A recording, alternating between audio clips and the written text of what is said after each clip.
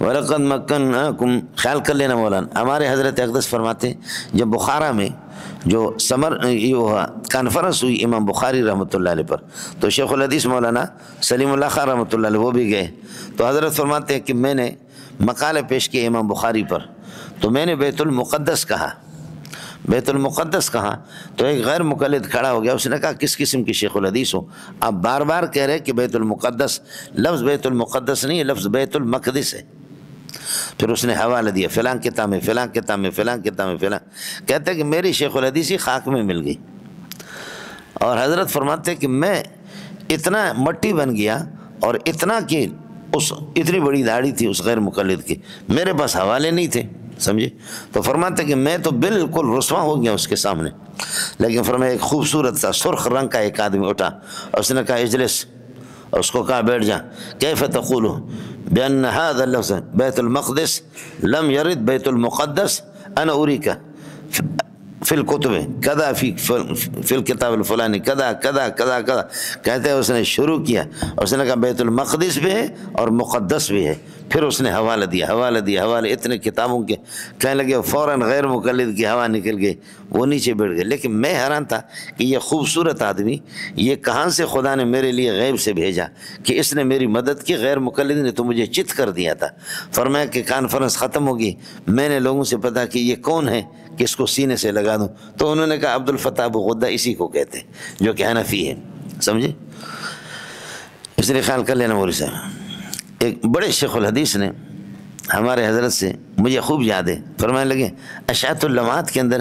محدث دہلوی نے، شاہ عبدالحق محدث دہلوی نے اشاعت اللمعات کے اندر لکھا ہو، اس طرح لکھا ہے، تو وہ اپنے علمیت جھاڑ رہا تھا، حضرت نے فرمایا آپ کو تو کتاب کا نام ہی معلوم نہیں ہے، وہ اشاعت اللمعات تھوڑی ہے، وہ اشعات اللمعات ہے، وہ اشعات اللمعات ہے، شعاع کی جمع ہے، سمجھے؟ جیسے اشحتن علیکم، اور آپ کو کتاب کا نام ہی پتہ نہیں ہے، اور یہ ہے کہ بڑی بڑی باتیں مجھ پر یہ ہے کہ آپ اپنا پاور ڈال رہے ہیں، بس مولوی صاحب ختم، بالکل ختم۔ بعض لوگ اس قسم کے، ان سے میں نے آپ سے عرض کیا اتنی بڑی غیر مقلد داڑھی، جو اس میں دبئی میں تبلیغ والوں نے کہا ہمیں بڑا تنگ کیا ہے، اور ابو حنیفہ کو گالیاں دیتا ہے، بہت ذلیل کیا ہمیں، تو تبلیغ والے مجھے لے کر کے گئے، تو اس نے ہماری خدمت بھی کی، اور اس کے بعد میں نے کہا سنا ہے ابو حنیفہ سے آپ کے بڑی یہ ہے کہ شکایت ہے، بتا دو ابو حنیفہ کی کیا غلطیاں۔ اس نے کہا کہ صریح حدیثوں کو چھوڑتا ہے،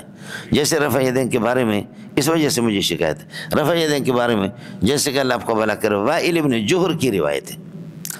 اچھا، وائل جوہر کا معنی سوراخ کے،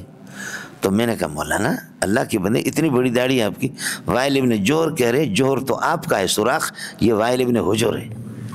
سمجھے؟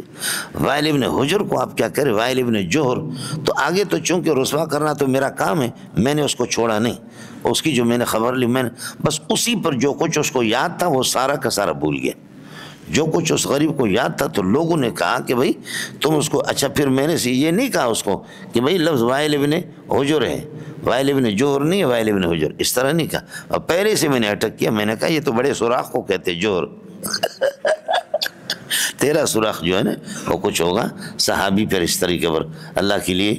مہربانی کرو، صحابی کو وائل ابن جوہر نہ کہو، خود جو ہے نا خود جوہر ہو، بات ہی ختم ہوگی۔ خیال کر لے ساتھی۔